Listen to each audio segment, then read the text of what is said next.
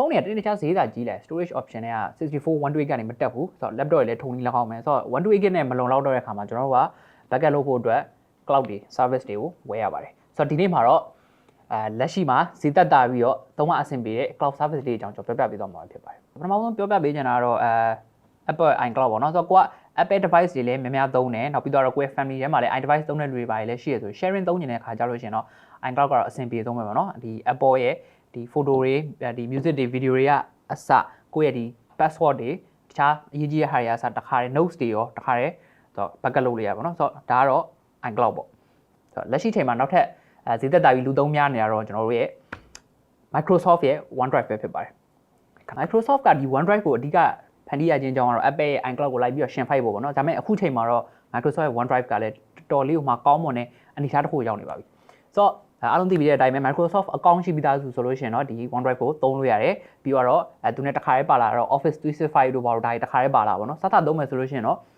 5GB free ပေးတယ်အဲ့ဒါကိုမှကိုကထပ်ပြီးတော့သုံးမယ်ဆိုလို့ရှိရင်တော့ဝယ်ရမှာပေါ့ဆိုတော့အခုလက်ရှိမှာတော့ပြောမယ်ဆိုလို့ရှိရင်ဒီ Windows user တွေအတွက်ကောနောက်ပြီးတော့ကိုကတခြား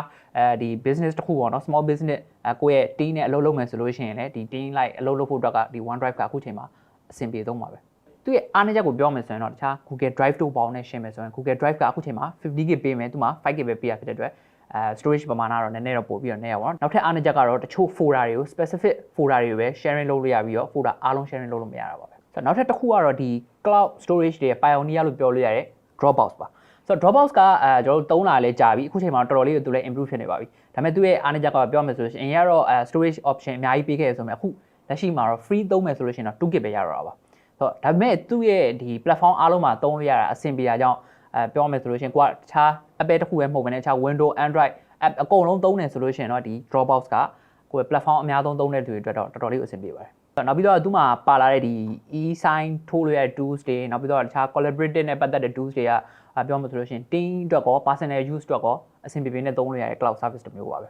Google Drive ကတော့အားလုံးထဲမှာသဘောအကောင်းဆုံးနဲ့ 15GB ထိပေးတဲ့တစ်ခုတည်းသော cloud storage တစ်ခုပါဆိုတော့ Google Drive ကတော့အားလုံးနဲ့လည်းရင်းနှီးပြီးနေတော့ပြီပေါ့နော်သူရဲ့အားသာချက်တွေကပြောမှဆိုလို့ရှိရင် desktop to desktop sync လုပ်လို့ရတာတို့နောက်ပြီးတော့ဒီ platform အစုံမှာသုံးလို့ရတာတွေပြီးတော့လို့ရှိရင်ဒီခြားသော third party app တွေနဲ့ integration ကောင်းတာတွေပါပေါ့နော်ဒါကသူ့ရဲ့အားသာချက်တွေပါအားနည်းချက်ကတော့ဘာပြောမလဲဆိုတော့ Google ဒီလည်း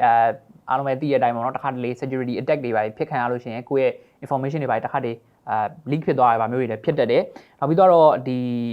သူ့ရဲ့အားနည်းချက်နောက်တစ်ခုကဒီ mobile app တွေပါပဲပေါ့နော်ဒီ iOS တို့ Android app တွေမှာဆိုလို့ရှိရင်ဒီ desktop ပေါ်မှာသုံးတာလောက် feature မစုံတာမျိုးတွေတချို့တစ်ခါတလေ error ရှိတာမျိုးတွေတော့ဖြစ်တတ်ပါတယ်ဆိုတော့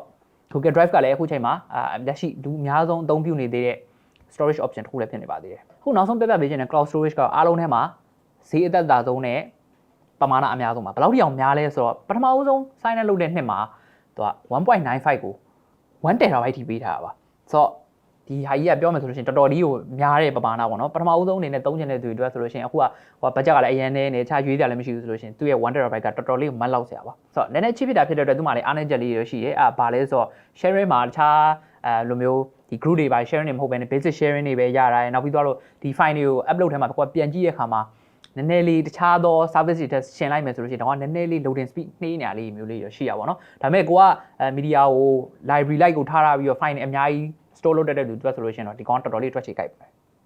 ဆိုတော့ကျွန်တော်ဒီနေ့ပြောပြပေးသွားတာကတော့ဒီ cloud storage တွေနဲ့ပတ်သက်ပြီးတော့ပဲဖြစ်ပါတယ်ဆိုတော့အားလုံးပဲဗီဒီယိုလေးကိုအဆုံးထိကြည့်ပေးတဲ့အတွက်ကျေးဇူးများတင်ပါတယ်ကျွန်တော်ချုံလင်းပါအားလုံးပဲ see ya